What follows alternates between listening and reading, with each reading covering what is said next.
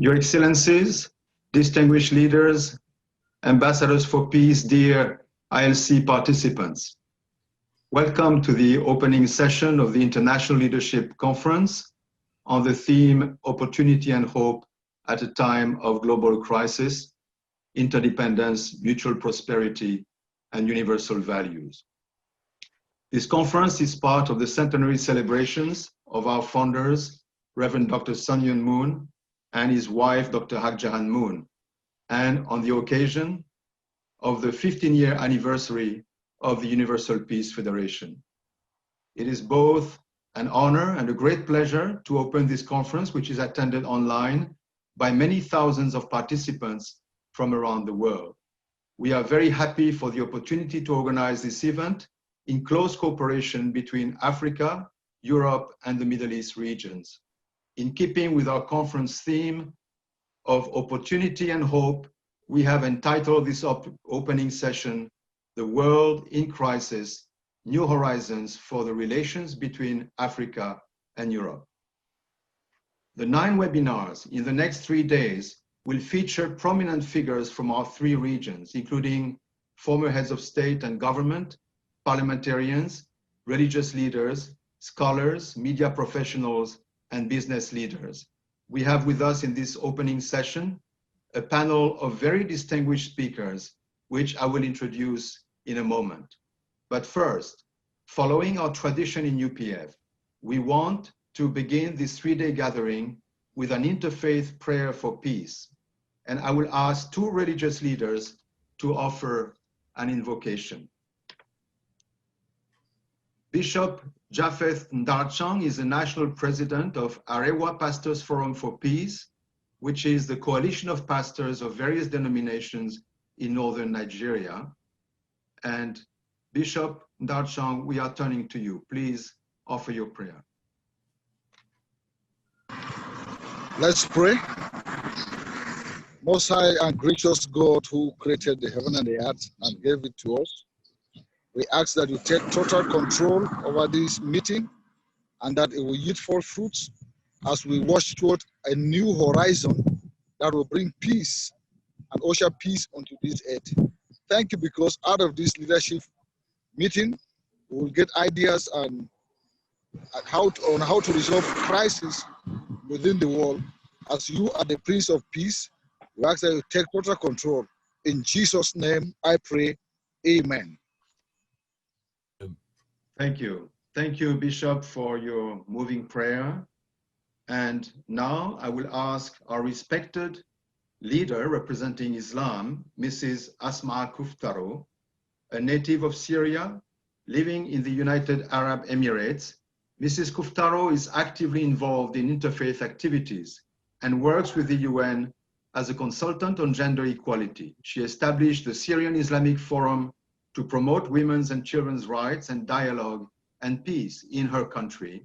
She is the granddaughter of Sheikh Ahmad Kuftaro, the late Grand Mufti of Syria. Mrs. Kuftaro, you may offer your prayer. Thank you very much. Assalamu alaikum wa rahmatullahi wa barakatuh. Bismillahir Rahmanir Rahim. Walhamdulillahi Rabbil Alameen. Wa afdal salati ala Sayyidina Muhammad wa ala akhawayhi Musa wa Isa وعلى آل كل وصحب كل أجمعين.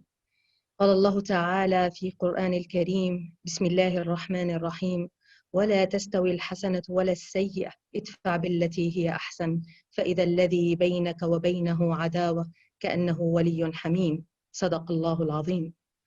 اللهم إنا نتضرع إليك يا مغيثنا ونتذلل إليك يا مجيرنا ونتوجع ونتألم يا طبيبنا ونناجيك بألسنتنا وأرواحنا ونقول: إلهنا إلهنا، قد أحاطت الليلة الظلماء كل الأرجاء وغطت سحائب الاحتجاب كل الآفاق واستغرقوا الأنام في ظلام الأوهام وخاض الظلام في غمار الجور والعدوان.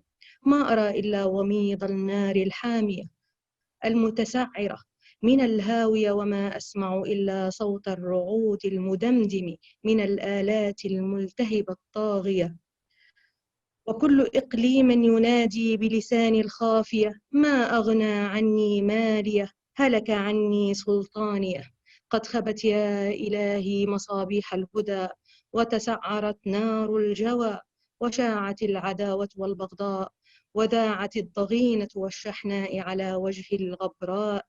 فما أرى إلا أن أنادي وإياكم بأعلى النداء: حي على الولاء، حي على الوفاء، حي على العطاء، حي على الهدى والوفاق، حي على مشاهدة نور الآفاق، حي على الحب والتعاون، حي على الصلح والصلاح، حي على نزع السلاح، حي على الاتحاد والنجاح، حي على التعاضد والتعاون في سبيل الرشاد.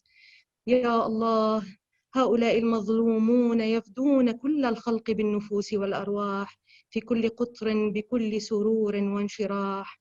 تراهم يا إلهي يبكون لبكاء خلقك، ويحزنون لحزن بريتك، ويترأفون بكل الورى، ويتوجعون لمصائب أهل الثرى.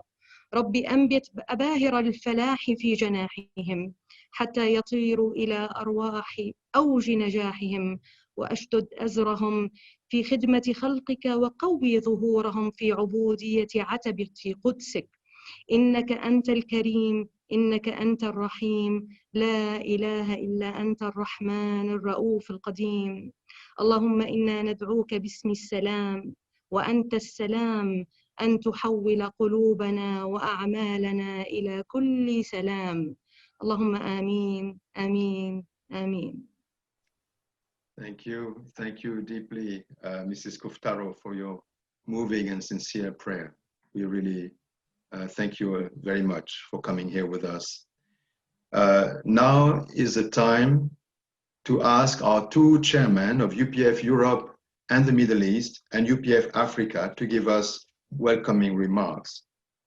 Dr. Katsumi Otsuka from Japan has served in many positions of responsibility around the world, being president of the Family Federation for World Peace in Japan, in Russia, and in Africa. He has led several organizations focusing on the reunification of the Korean Peninsula. He is today the chairman of UPF Europe and the Middle East. Dr. Otsuka, you have the floor. Your Excellencies, members of parliament, religious leaders, scholars, media and business leaders, dear friends. On behalf of UPF Europe, Middle East and Eurasia, it is my sincere pleasure to welcome you to this online conference. I want to express my deep appreciation to you for participating in the ILC 2020 under the theme Opportunity and Hope at a time of global crisis. This ILC was specially organized as a joint conference with UPF Africa. Let me express my deep thanks to Mrs. Kathy Rigney, the chairman of the UPF Africa, for UPF Africa's splendid work to make this conference possible.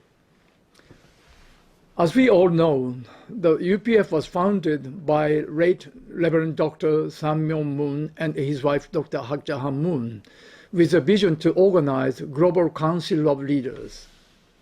Both UPF founders were born in what is now North Korea during its 40 years occupation by Japan. They experienced Second World War and the Korean War, which divided their country into North and South. They were both refugees during the Korean War. This is one of the factors that have motivated them to work tirelessly for peace and unification through dialogue with mutual respect.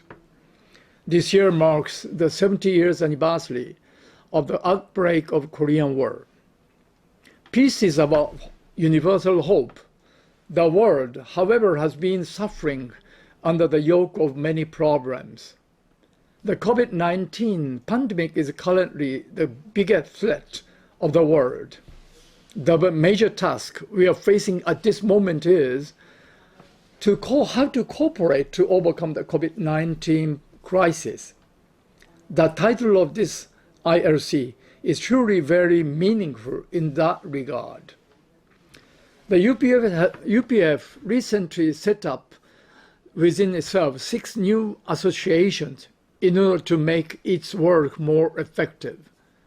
I pray that all the discussions starting today within each 6 associations may be fruitful and enlightening. Expressing my gratitude to all of you, I wish to close my greetings. Thank you very much. May you have a good time in this conference. Thank you. Thank you very much, Dr. Otsuka. Thank you for your word of blessing. And now I want to introduce Mrs. Kathy Rigney. Mrs. Kathy Rigney was sent by Reverend Sang Myung Moon to West Africa in 1975, and she has devoted most of her life since then to the people of Africa. Her prime activity is to teach the peace-building principles of UPF and offer a new vision for peace and human development. She is currently the chairperson of UPF in Africa. Mrs. Rigney, the floor is yours. Thank you, Mr. Marion. Dear Excellencies, ladies and gentlemen, heads of state and government, presidents of national assemblies and honorable parliamentarians, women leaders, religious leaders, media managers, academics, business leaders, it is a great honor for me to welcome you to this very first ILC 2020 International Webinar Leadership Conference of the Universal Peace Federation, being held in partnership with UPF Europe and the Middle East, and of course, Africa. Allow me to convey to you warm greetings from the founder of the Universal Peace Federation, Dr. Hak Ja Han Moon. She thanks you for your positive response to this providential call. In Africa, we are so very grateful to Dr. Otsuka and the entire UPF Europe and Middle East staff for their cooperation during this time. It has been a very uplifting experience to work together with Europe. Indeed, the Universal Peace Federation and its global network of ambassadors for peace bring universal spiritual principles and a new vision to the tasks of solving the world crises, resolving conflict, and reconciling the divided human family, centered on the vision of one family under God. The International Leadership Conference series focuses on the urgent need for a new vision of moral leadership. We will focus on the challenges of our time with the topic Opportunity and Hope at a time of global crisis. I thank also, in particular, Dr. Thomas Walsh, chairman of the UPF International, who was the guiding force for this program and who skillfully brought together all the international coordinators of UPF to work in unison to bring this interesting and first-time webinar into reality. I am very delighted and filled with hope to see that this first ILC 2020 virtual conference will witness at its opening the presence of 2 chairmen of the main UPF associations in Africa, the International Summit Council for Peace, ISCP, and the International Association of Parliamentarians for Peace, IAPP. They are respectively His Excellency Dr. Goodluck Jonathan, President of the Federal Republic of Nigeria and Chairman of ISCP Africa Region, and His Excellency Professor Dioncounda Traoré, President of the Republic of Mali, who was working very hard to join us today, but who was not able to due to his important position happening in Mali at this moment. The commitment of these 2 individuals and their willing response to Mother Moon's appeal have greatly contributed to UPF achieving unprecedented growth in our outreach to the leaders of our modern world. I would also like to welcome from Africa the presence of Dr. Werner Fassler-Bend, former Minister of Austria, who has also worked together with our European region for peace in that region.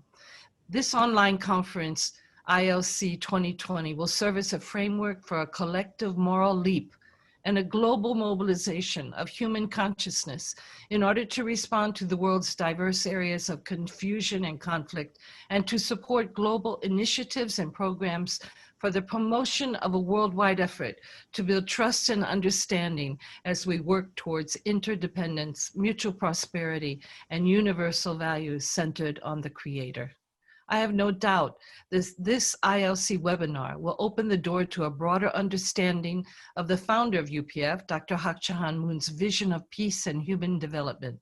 It will also prepare us to attend a UPF worldwide rally of hope where millions of people will participate on September 27th, 2020. I wish you amazing success during this ILC 2020 webinar. Thank you for your participation. Thank you. Thank you, Mrs. Rigney. Thank you for your words and your greetings. And now it's my honor to introduce our very distinguished panel of keynote speakers. I will first call on His Excellency President Goodluck Jonathan from Nigeria. President Jonathan is a renowned Nigerian politician who served as vice president of his country from 2007 to 2010 and as president from 2010 to 2015. During his tenure as president, he worked tirelessly to strengthen the capacity of ECOWAS, the West African Economic Community, and personally led efforts that resolved political crises in several nations of West Africa. As you may know, he is now involved as a mediator representing ECOWAS in Mali. He is currently the chair of the International Summit Council for Peace for Africa. President Jonathan, you have the floor. Thank you so much. His Excellency Dr. Thomas Walsh, the International Chair of UPS Africa. Their Excellencies, revered religious leaders, distinguished ladies, I thank the Universal Peace Federation, UPF, for putting together this conference that we're having today. I also thank members of the International Summit Council for Peace, ISCP Africa, and ISCP Europe and Middle East for their efforts towards promoting peace across the globe. Let me also appreciate Dr. Hadja and Mother Moon, co-founder of Universal Peace Federation, UPF, who has been outstanding in our pursuit of global peace and understanding. I appreciate the leadership of Dr. Thomas G. Walsh, Chairman, UPF International.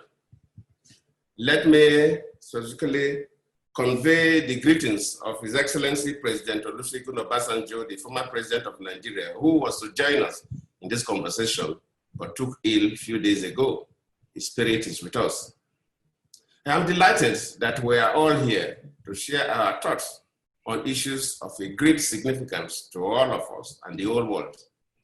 There is no better time than now to look at opportunities in time of global crisis, given the enormity of the effect of COVID-19 pandemic on the entire world.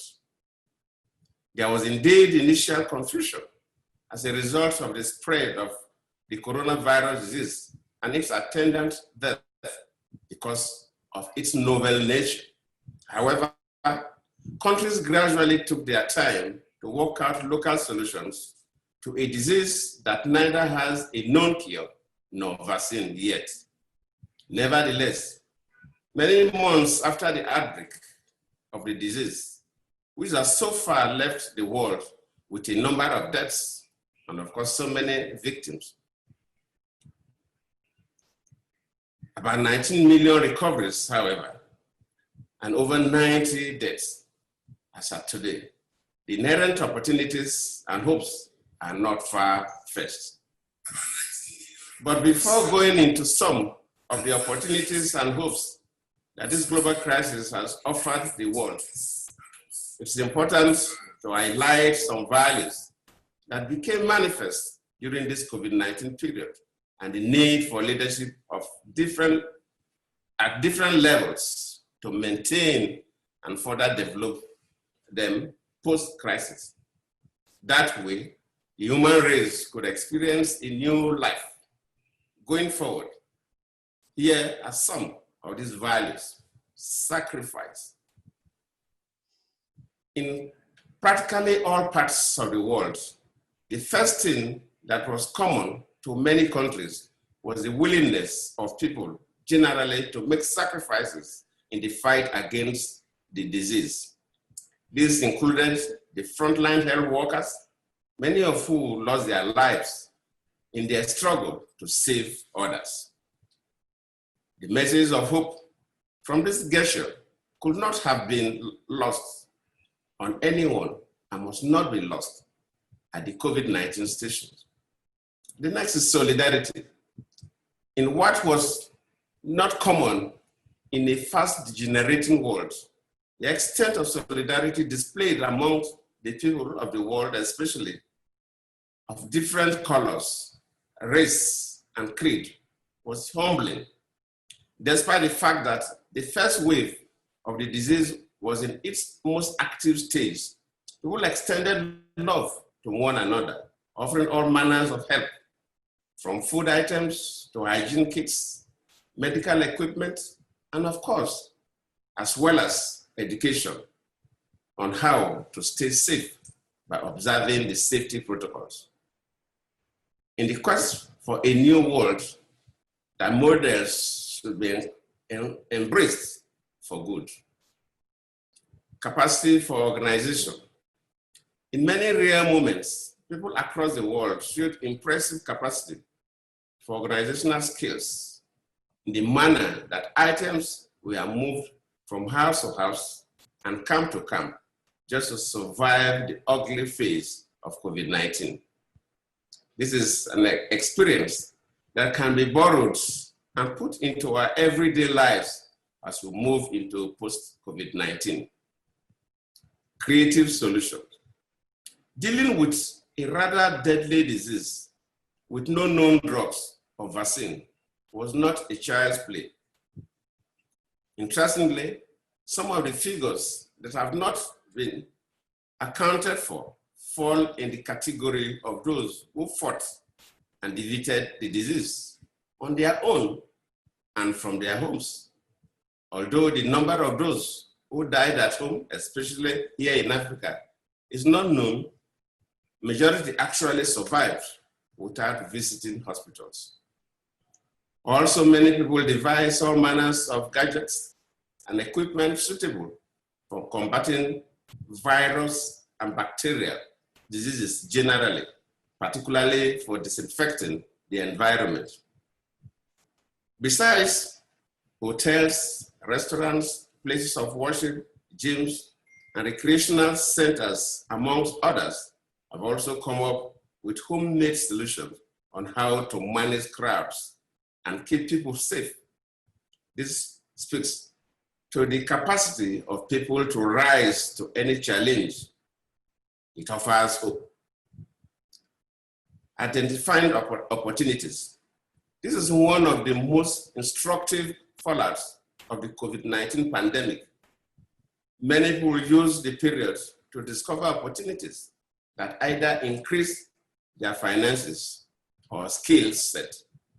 Indeed, online solutions were largely discovered to some of the everyday practices that hitherto seems unbending.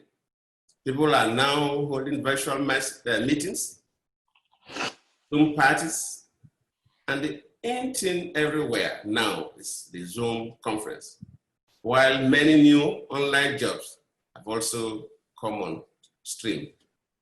It's also true that the outbreak of the virus and the period of fighting it have taught countries about the need to review trade relations and focus more on local production with less dependency on imports. Survival is contingent more on such a choice. Although nations, especially here in Africa, should begin to look inward for local solutions, there is still the need for improved relations and closer economic cooperation between Africa and Europe. A situation where commodity producers in Africa continue to find it difficult to export produce because of stringent quality control conditions from their European trade partners is neither sustainable nor mutually beneficial. A good way of addressing this is for European manufacturers to set up cottage industries in Africa to process raw materials at least to a level that they will fit into the value chain for the European market. This way, African nations will strengthen their economies and provide more jobs for their timid youth population. When African economies develop a reasonable level of stability and prosperity, it will enable them to manage crises such as COVID-19 COVID-19 better.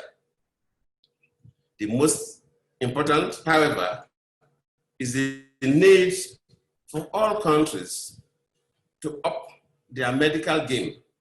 It's true that more deaths were recorded in some of the most medically advanced countries, but it also exposes the challenge of countries with poorer medical facilities, thereby necessitating the need to review the state of the hospitals, upgrade them, build new ones, and discourage medical tourism in general.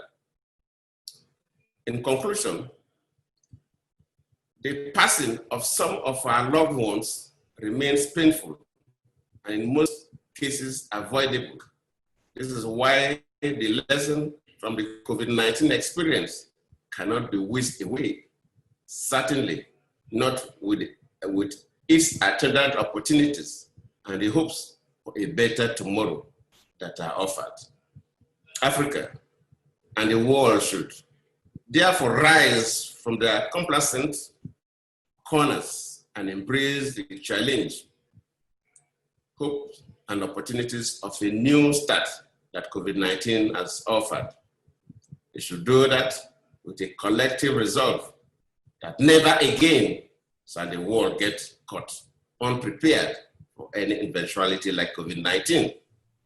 Thank you for this webinar, and I believe the contributions from participants will be useful in managing this crisis globally. I thank you all. Thank you. Thank you very much. Thank you very much, Your Excellency, for your analysis. Thank you for your dedication for peace building in Africa, and thank you very much for attending our webinar today. Now, I would like to move to our second speaker, Dr. Werner Fasselabend from Austria. Dr. Fasselabend was a member of the Austrian Parliament between 1987 and 2006. From 1990 until 2000, he was the Federal Minister of Defense of his country. From 2004 to 15, he was the president of the Political Academy of the Austrian People's Party, and currently he is the president of the Austrian Institute for European and Security Policy. Dr. Fasselabend, you have the floor. Thank you very much. I want to thank you personally, but especially also UPF for this initiative to talk about Europe and Africa and the relations for the future. Because I'm absolutely convinced that this is not only a need, but an urgent question for all of us besides the big power play in the world. And maybe I also want to thank President Goodluck Jonathan for his talking about the situation, the nowadays situation on the basis of the COVID-19 pandemic situation. We all are suffering, and we all try very hard to get out of this situation into normal life. And insofar, I would like maybe to concentrate a little bit on a long-term view. And I will do it with a maybe on my own lifespan. When I was born, this was in 1944, Europe had 3 times as many people as Africa. You wouldn't believe it. In 1950, Africa had round about 200 million people, Europe almost 3 times as many. If we look at this situation now, we are confronted with a situation that Africa has more than double the population of Europe. In 2050, it will have 3 times as many people as Europe. And at the end of the century, probably 5 or maybe 6 times as many people. And I think everybody, not only professional people, who look at this demographic development are fully aware that such a development is such a challenge for everybody that you hardly can master it. What we need is just an immense offensive for jobs, for food, for living together.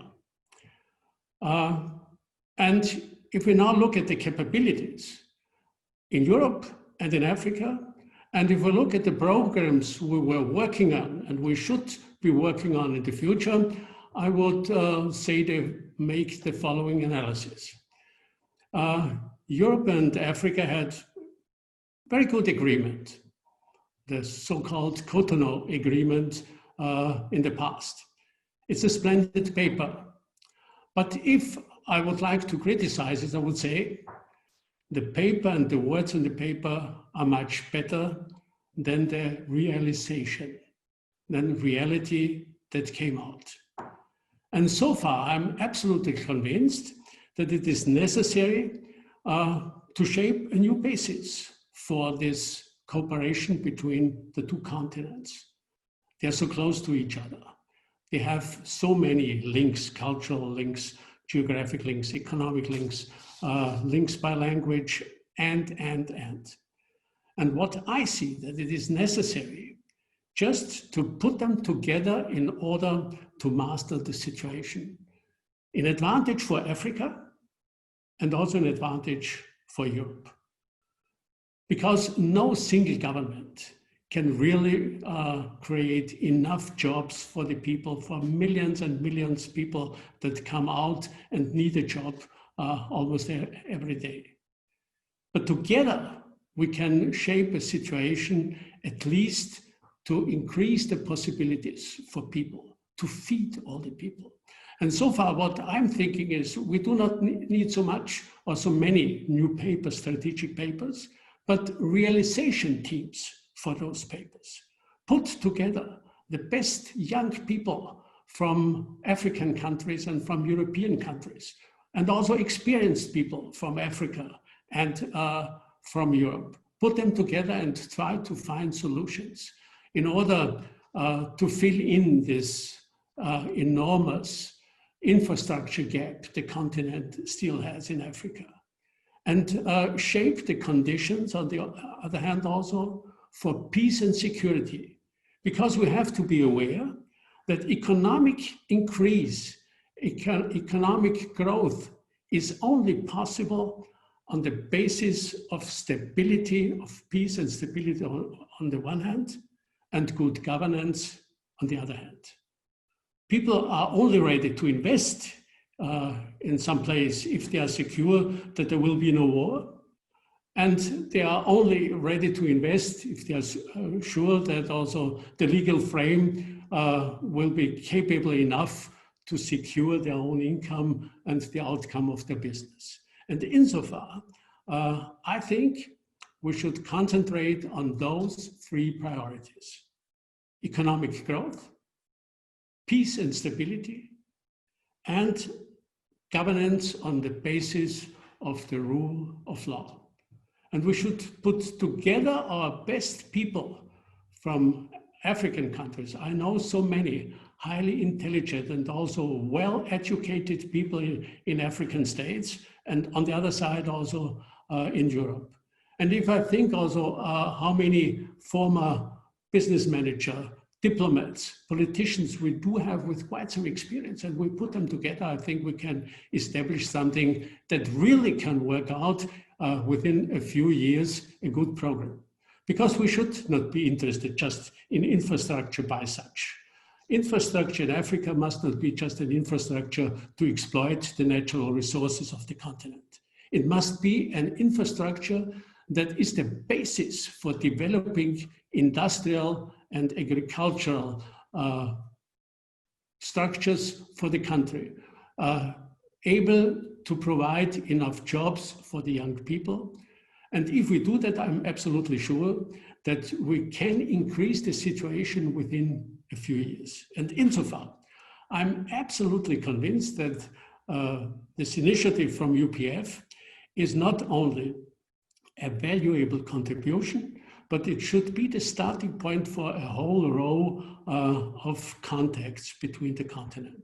Probably in October, there will be another African-European summit where the top politicians and statesmen from both continents will talk to each other.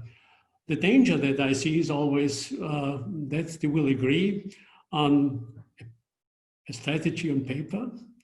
The problem that I see is to agree on instruments and procedures in order to realize those strategies, to bring them to work and to bring peace and stability, to bring good jobs and social peace to the people who live in both continents.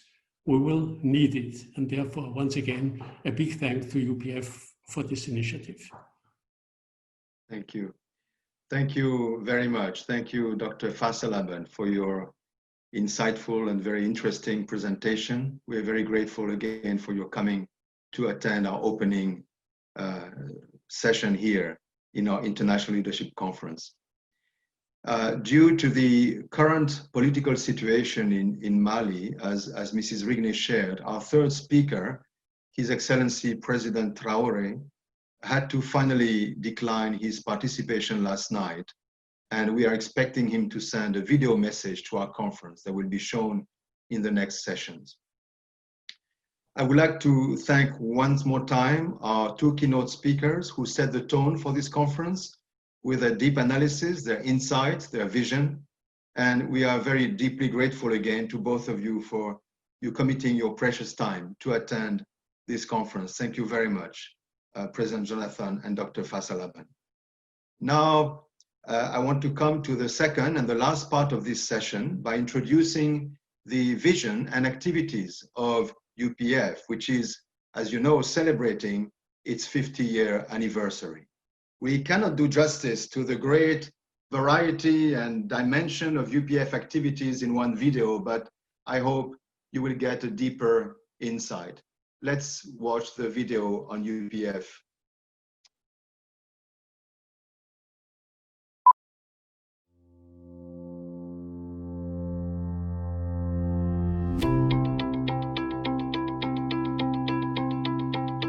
UPF had its inaugural assembly on September 12, 2005 at the Lincoln Center in New York City.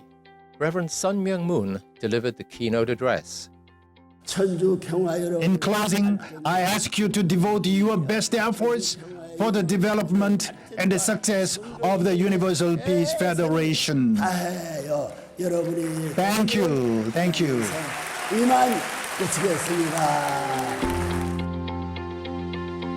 After UPF was founded, there was a series of world tours where the message of UPF was taken literally to every corner of the world.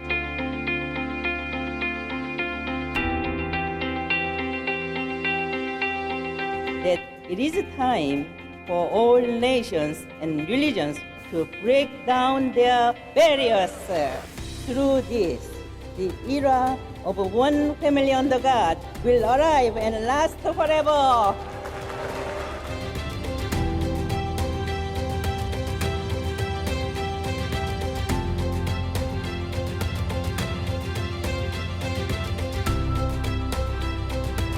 UPF is God's cherished hope. The founders spoke repeatedly of an international peace highway connecting the world from Santiago, Chile to London, across the Bering Strait, what has come to be known as the Peace Road, and a vision for a renewed United Nations. UPF emerged on the foundation of decades of programs initiated by its founders and carried out in all parts of the world. Its growth and development over the past 15 years has been dramatic, if not miraculous, owing in large part to the work of tens of thousands of ambassadors for peace, peace activists, and volunteers who draw from all nationalities, religions, ethnicities, cultures, and traditions, bound together by a vision of peace, a vision of humanity as one global family under one God. The range of programs over the years has been both broad and expansive, from character education to strengthening the family, from conflict prevention to conflict resolution, from poverty reduction to environmental stewardship, from interfaith dialogue to youth service initiatives, from support of the United Nations to partnerships with the African Union, and a wide range of international organizations and NGOs. UPF has a global, multinational, multi-faith network of more than 100,000 ambassadors for peace who support and contribute to the mission and works of UPF.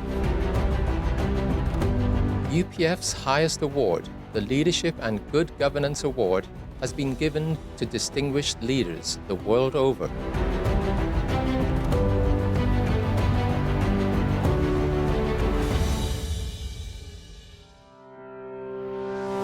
The World Summit Series is UPF's flagship program involving the highest level of leaders from around the globe, including current and former heads of state and government, to address the critical challenges facing humanity. Very appropriate that we are here on the 100th anniversary of Reverend Moon's birth, because out of the devastation of World War II and the Korean War, he and his bride found the courage to dream that they could achieve something. And it is amazing what they have created together. Programs have been successfully held in Korea, the USA, Senegal, South Africa, Nepal, Cambodia, and other nations. The most recent structural innovation within UPF has been the creation of a set of associations dedicated to collaboration among leaders from various fields. These pillar associations are: the International Summit Council for Peace was initiated by UPF co-founder Dr. Hak Jahan Moon in 2019 on the occasion of World Summit 2019 in Seoul, Korea. ISCP is an international network of current and former heads of state and government.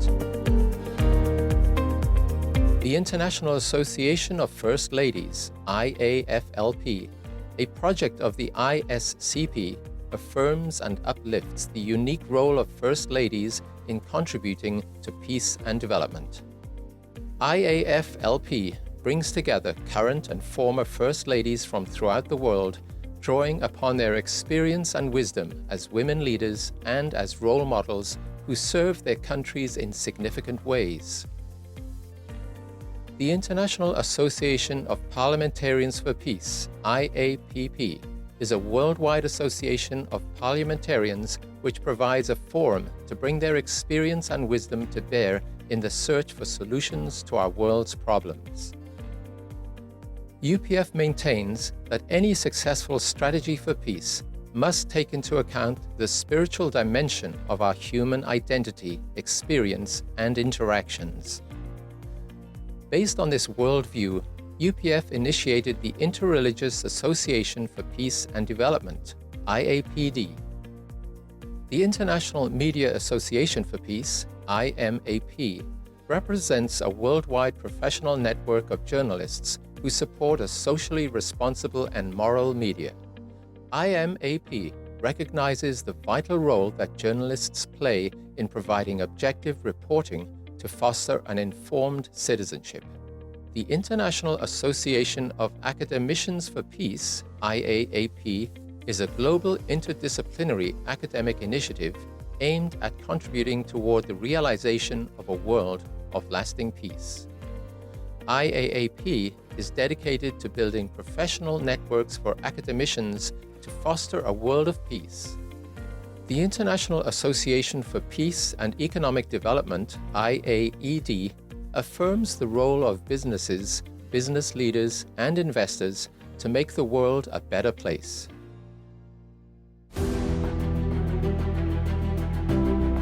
In early 2020, UPF convened a rally of hope featuring dignitaries including Pastor Paula White, Cambodia Head of State His Excellency Hun Sen, President Macky Sall of Senegal, former Canadian Prime Minister Stephen Harper, former US Speaker of the House Newt Gingrich, former UN Secretary General Ban Ki-moon, and many others.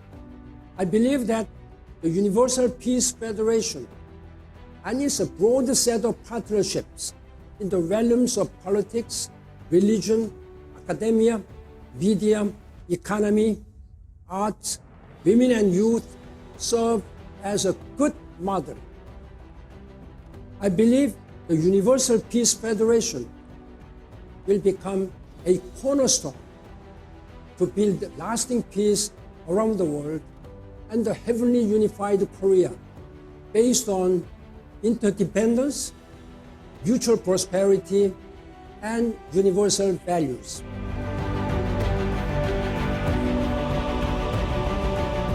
Celebrating 15 years, UPF will continue to grow through service, dialogue, and collaboration, guided by its spiritual and moral vision of one family under God.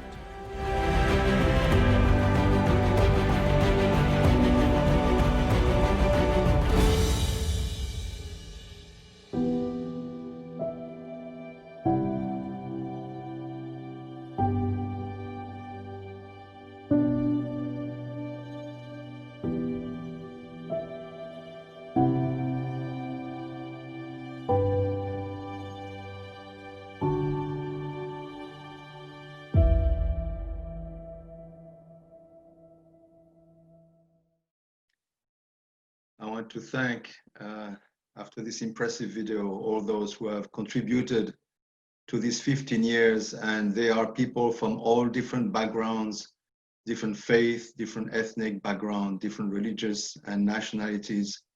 And we are very proud to say that we can work with the whole world, and this is only the beginning. This is only the beginning.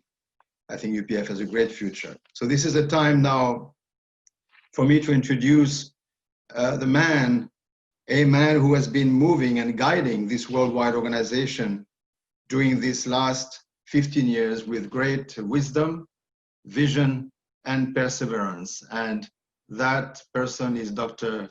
Thomas Walsh. Dr. Thomas Walsh is the chairman of UPF International. He is the Secretary General of the Sanak Peace Prize Foundation. He has been a teacher, an author, an editor, specializing in the areas of interfaith, religious studies, and peace studies. He is also the president of the World Peace Road Foundation. Dr. Walsh, the floor is yours. Thank you very much, Mr. Jacques Marion. I'm delighted to be on this program with UPF Chair Catherine Rigney and UPF Chair of Europe and the Middle East, Dr. Otska, and delighted once again to be in the presence of His Excellency, Dr. Goodluck Jonathan, who gave a marvelous address moments ago, and indeed our distinguished colleague from Vienna, Dr. Werner Faslabend. I think this theme of the relationship between Europe and Africa is very important, and I was very happy to hear Dr. Faslabend speak to the prospect for continuing this initiative over time. Please allow me to share a few words at the outset of this wonderful ILC 2020. It's a privilege to be with you today at the outset of this very important ILC 2020 sponsored by the Universal Peace Federation. We've held many ILCs throughout the world, but this is our first virtual ILC. The ILC is taking place all across the globe, and concurrent programs are taking place in 3 major geographic regions: the Asia-Pacific region, the Americas, and finally, here in the region of Africa, Europe, and the Middle East. Altogether, there are more than 30 sessions involving more than 200 panelists, including heads of state, women leaders, parliamentarians, religious leaders, media, business leaders, and academicians. In February of this year, we convened World Summit 2020 with several thousand distinguished leaders from 170 nations. At that time, co-founder Dr. Hak Ja Han Moon spoke of the need for the world community to reorient itself by moving away from exclusively materialistic and self-serving objectives towards spiritual, moral, and other serving objectives. Only in this way, she argued, will the world find its way through the challenges we face. Her message was delivered before we learned of the impact that COVID-19 would have in exacerbating many of the world's most serious challenges, from climate change to poverty, social disorder, and conflict, to mention a few. In the wake of COVID, we have seen increased disruption and growing threats affecting the world economy, affecting the so-called balance of power among nations, and affecting the stability of our societies and our common life together. Even extremist ideologies thought to have been buried in the ashes of previous world wars have seemingly risen from their graves. The COVID-19 has caused many of us to reflect on similar times in history when pandemics seem to accelerate instability and even chaos, impacting great civilizations such as ancient Greece and Rome, as well as Europe in the Middle Ages. And for many, indeed, as President Jonathan aptly described, the current time is troubling, discouraging, and tragic. Our goal with this ILC 2020 is to explore our way forward. We will consider how we might turn tragic circumstances into opportunities to correct some of our collective deformities and dysfunctions as humanity, extreme inequality, injustice, failures to take responsibility, corruption, disrespect for each other and for the environment. How can we build a better world working together in a spirit of multilateral cooperation? How can we rediscover the common ground, the core values that bind us together as one family of humanity in such a way that our particular identities, our ethnicity, nationality, race, gender, religion, and worldview, as important as they are, do not divide and separate us, do not undermine that greater solidarity that is essential if we are to solve the most serious problems. UPF underscores values of interdependence, mutual prosperity, and universal values. Interdependence indicates that we are bound together as one people, that what affects any of us in some ways affects us all. Interdependence suggests the need for cooperation over competition, collaboration over hegemony, common cause over quests to divide and conquer. Interdependence affirms mutual respect and the universal dignity of every person. In an interdependent world, nations seek peaceful resolution of conflict, and they seek multilateral agreements that benefit the entire world. The idea of mutual prosperity proposes that the fruits of human endeavor and human labor can be equitably shared, with systems in place that help assure wide distribution of benefits, not through coercive measures that suppress human freedom and voluntarism, but by means of a higher moral sensibility and vision. If all people live and act responsibly, neither taking excessively nor failing in their duties to contribute to the common good, then prosperity will rise for all people. Both interdependence and mutual prosperity require a foundation in values and principles. To some extent, the concept of universal values suggests a global ethics, that is, a set of basic moral principles that are shared virtually by all cultures, religions, and civilizations. Valuing all human life, mutual respect, avoiding violence, commitment to peaceful resolution of conflict, responsible care of the natural world, the environment. We are moral and spiritual beings. When we lose sight of this fact, we decline, even when it appears that we are strong and powerful. Without a moral or spiritual foundation, that strength, that power will decline. In this sense, religion is extremely important serving as the wellspring for many, if not all, of our world's core moral principles. I hope that during this ILC 2020, we can give attention to these principles. These are the guiding principles of UPF, rooted in the vision of our founders.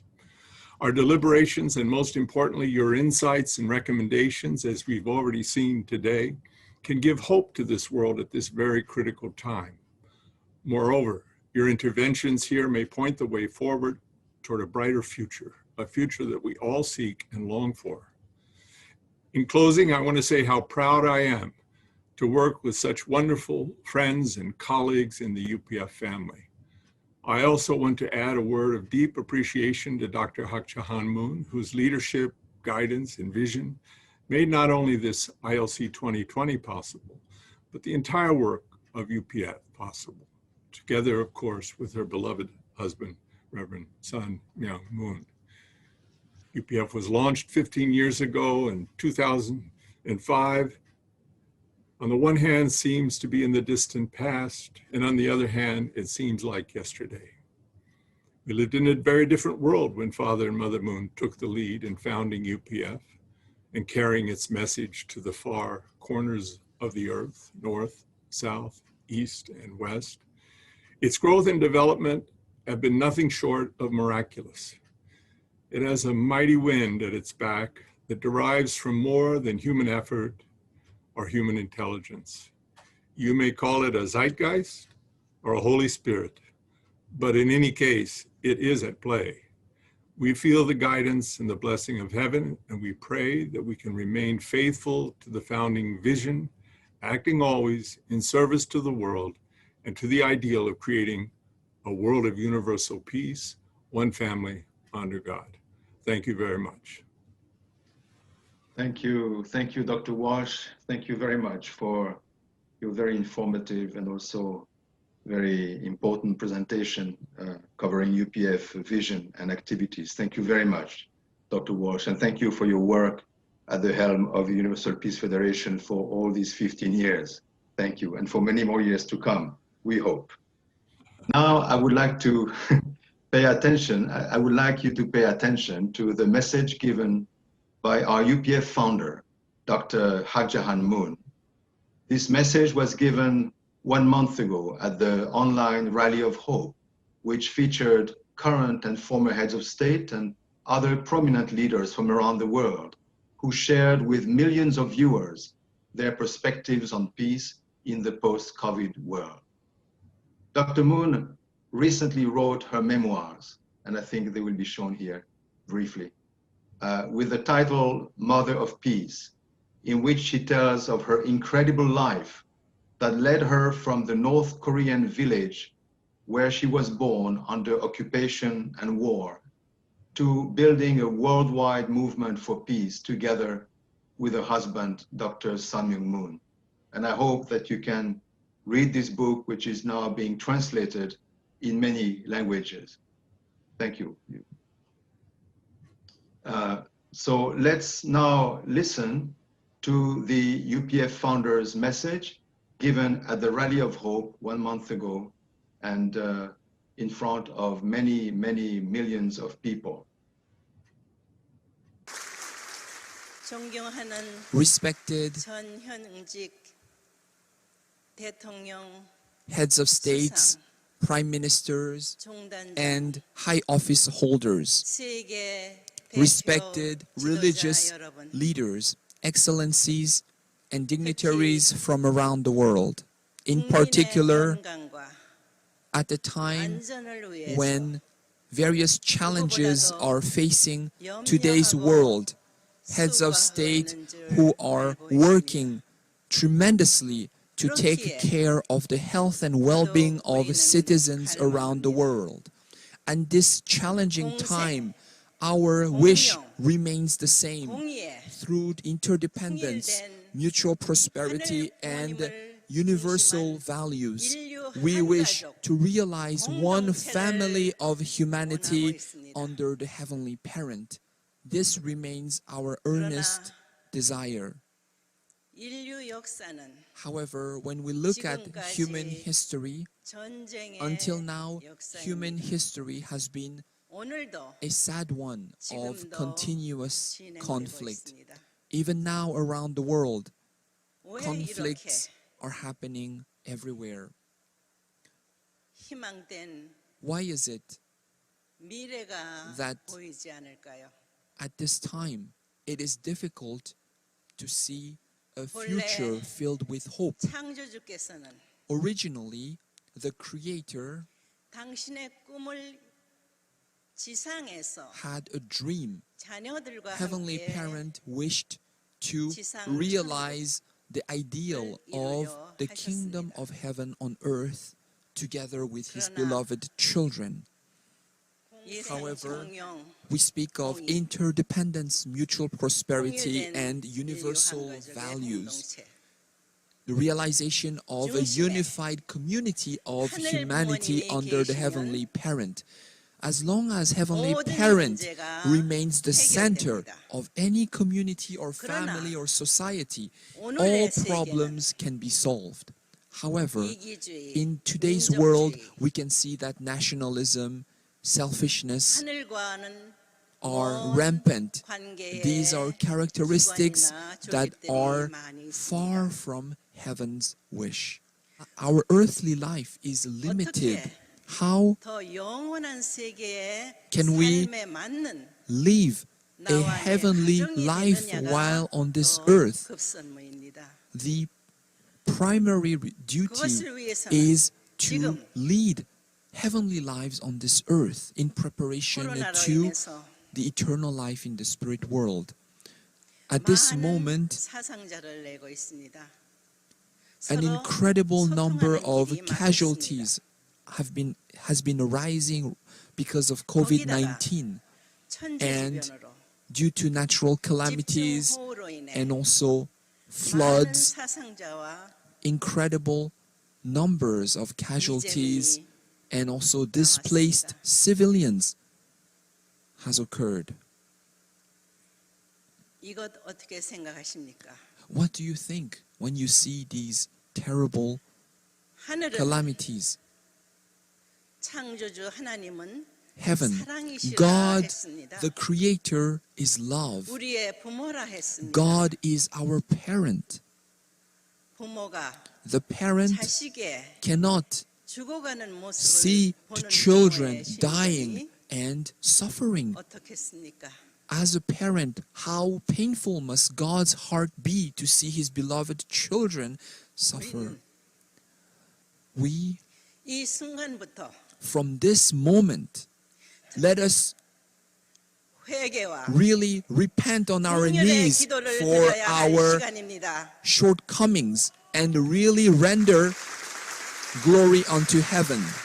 I send my greetings and blessings to all of you. Thank you very much. Thank you very much. Thank you, Mother Moon, for your heart and total dedication for peace throughout the world. We've now come to the close of this opening session. I will just briefly, before closing, show you the titles of the webinars that will follow this opening ceremony in the next 3 days. The next webinar will start in 20 minutes. Can you show the slide, please? With former heads of state from Africa and Europe. This is the ISCP webinar, Perspectives from Heads of State and Government. It starts in 20 minutes. Then at 4 p.m. Central European Time, 2 p.m. GMT, there will be a webinar with parliamentarians, including 3 current parliament speakers and important leaders. The 4th webinar today will be at 5:30 Central European Time or 3:30 GMT with spiritual leaders, some of whom have a very large following. And tomorrow, we will begin a webinar commemorating the 15-year anniversary of UPF with interesting reports. And at 12:30 Central European Time, there will be the webinars of First Ladies and Women Leaders. At 4 p.m. Central European Time, we'll have perspective from the media with prominent journalists. At 5:30 p.m. tomorrow, the perspective from scholars and academicians And the conference will conclude on Sunday with a webinar on business for peace with prominent business leaders. And this will be also the closing session of the ILC. I hope you can watch these webinars. You have the links. Please go on the registration webpage and you can find the link for each one of them. I would like to thank one more time the audience for your attendance and attention. And I also warmly thank our distinguished panelists. And I ask you, all our panelists, if you can please wave goodbye to the audience as we take a group photo on the screen. Thank you very much. And let us meet at the following sessions. Thank you and have a good day. Thank you. Thank you. Thank you.